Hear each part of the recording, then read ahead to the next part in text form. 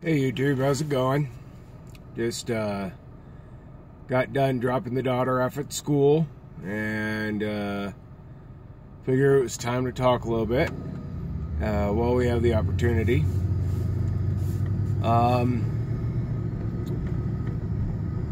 The story that I am currently working on as an expansion to the big book, because sometimes I gotta take a break from the big book because damn. It's complicated and interesting.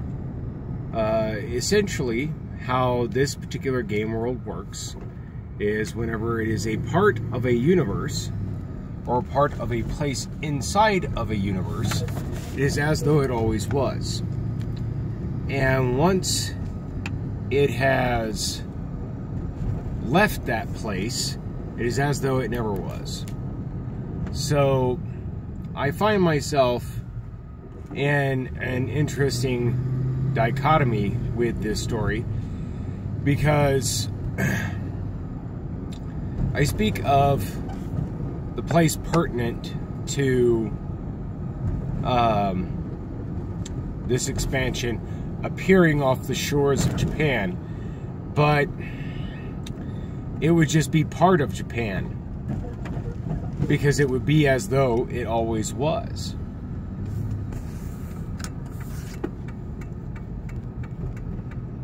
But that does not work for me. It does not generate good story. And once again, I might drop the phone, so I apologize if I do. You know, this whole storyline where things worked out in such a way, certain events happen in such manner, but if that island was there as though it had always existed, that wouldn't be the issue now, would it?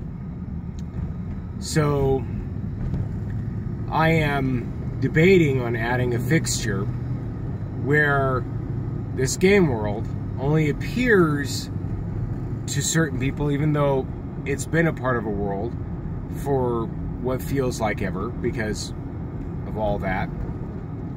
It reveals itself within a certain timely nature. I'm going by Walmart, gotta buy a new vacuum. Yeah, I know, there's some vacuum reviewers out there, aren't there? All like, don't buy this vacuum, it's a piece of shit. And I believe that.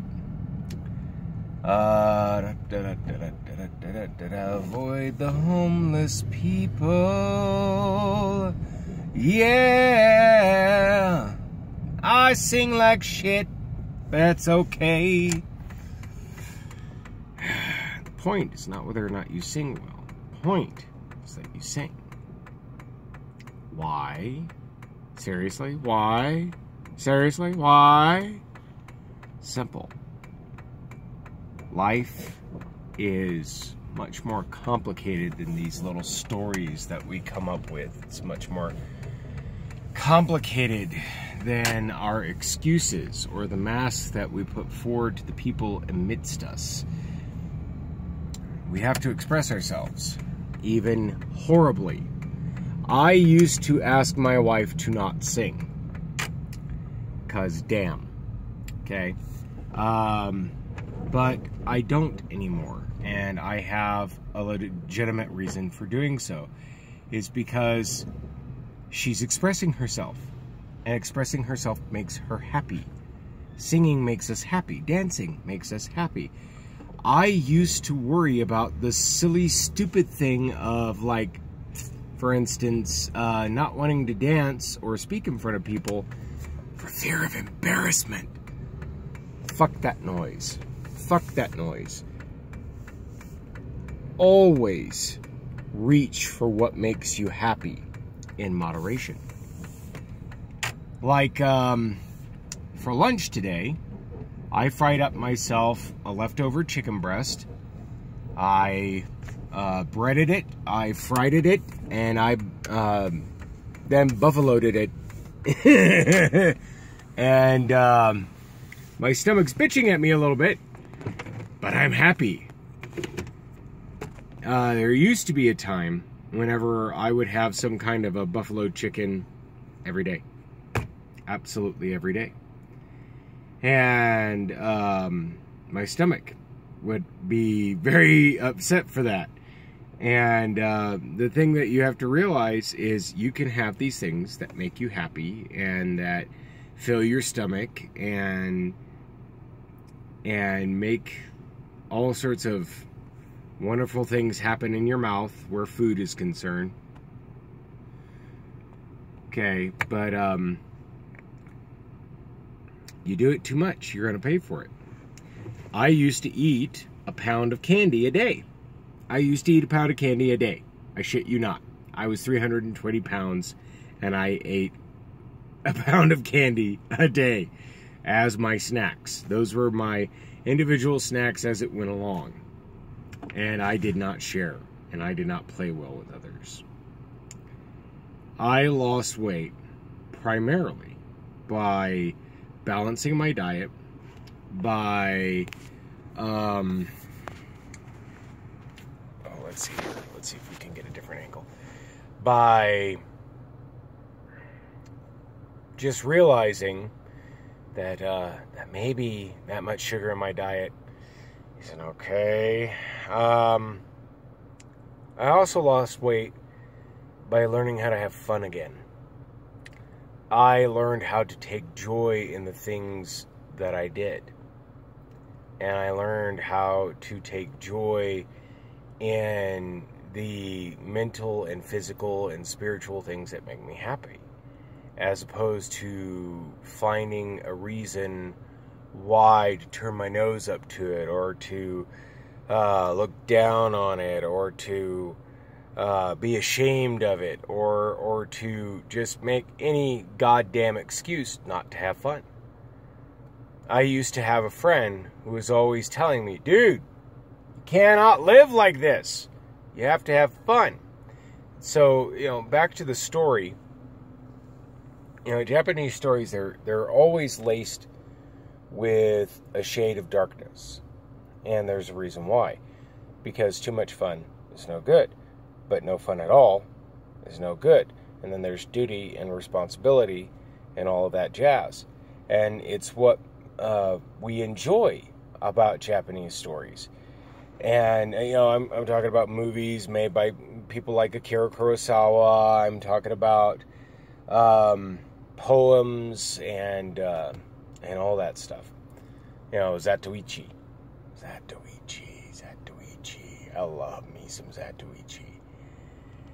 But as we walk through this life, looking for good stories to make up, we need to realize that we need to have fun along the way, and not too much. I had 8 small pieces of buffaloed fried chicken, and my stomach's going, really, Ben? Buffaloed fried chicken today? Eat a salad. Eat a salad, Ben. Eat a salad. Salad!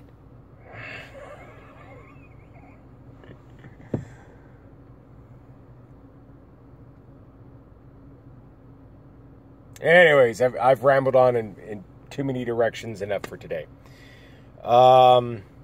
Might chit-chat with you a little bit later.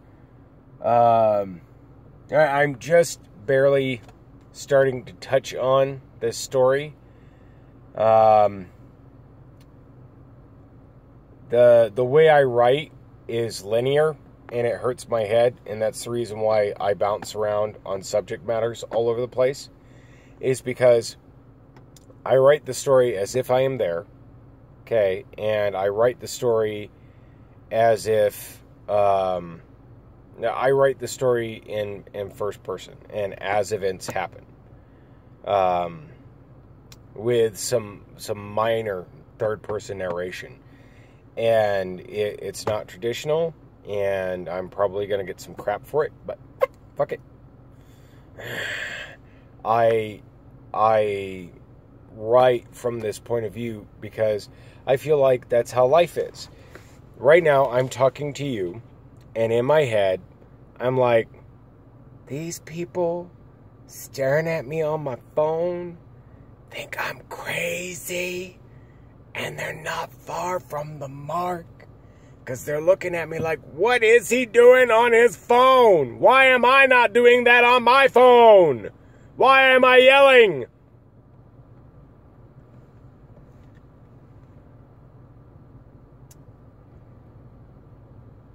So there's this comedian named Iliza Shellinger.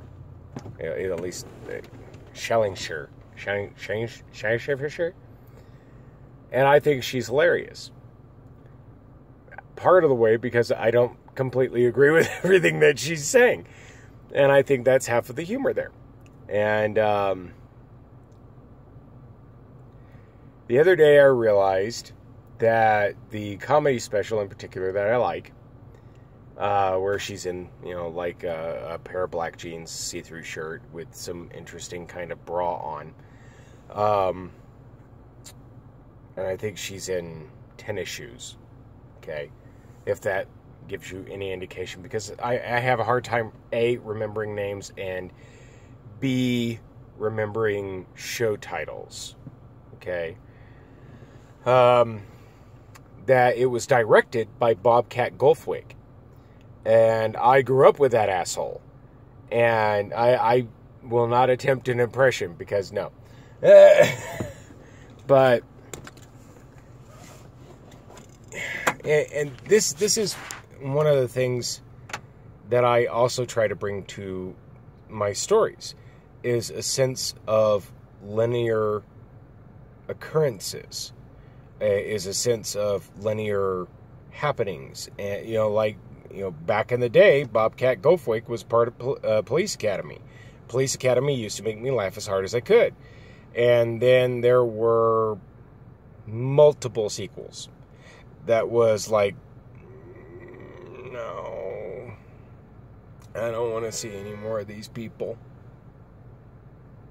Fuckers honking it for no reason at all whatsoever, as far as I'm aware. Anyways. So, like back in the day, Bobcat Goldthwait, was in Police Academy. Used to make me laugh until there was too many of them. And then, you see comedy specials, and you see all sorts of different things, with Bobcat in it. And later on, people kind of disappear from the scene. You wonder what happened to them. And then here's yet another comedian with her own kind of shtick going on. And Bobcat directed that.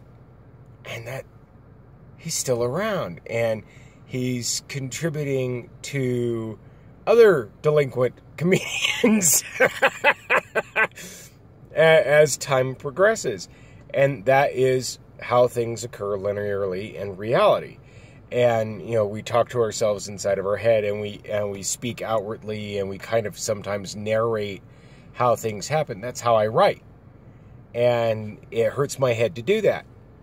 But I think partially, not completely, but partially, art is pain. I'm going to scooch up a little bit because I don't want to get accidentally hit by one of these fucking morons. Here we go. That's all I'm going to do. And that's how things occur linearly, and that's how I write.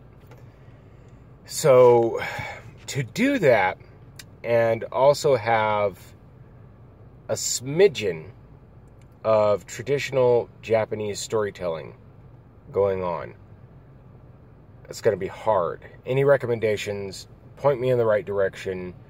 Lead me to the promised land, people. Okay? Talk to you later. Love y'all. Bye.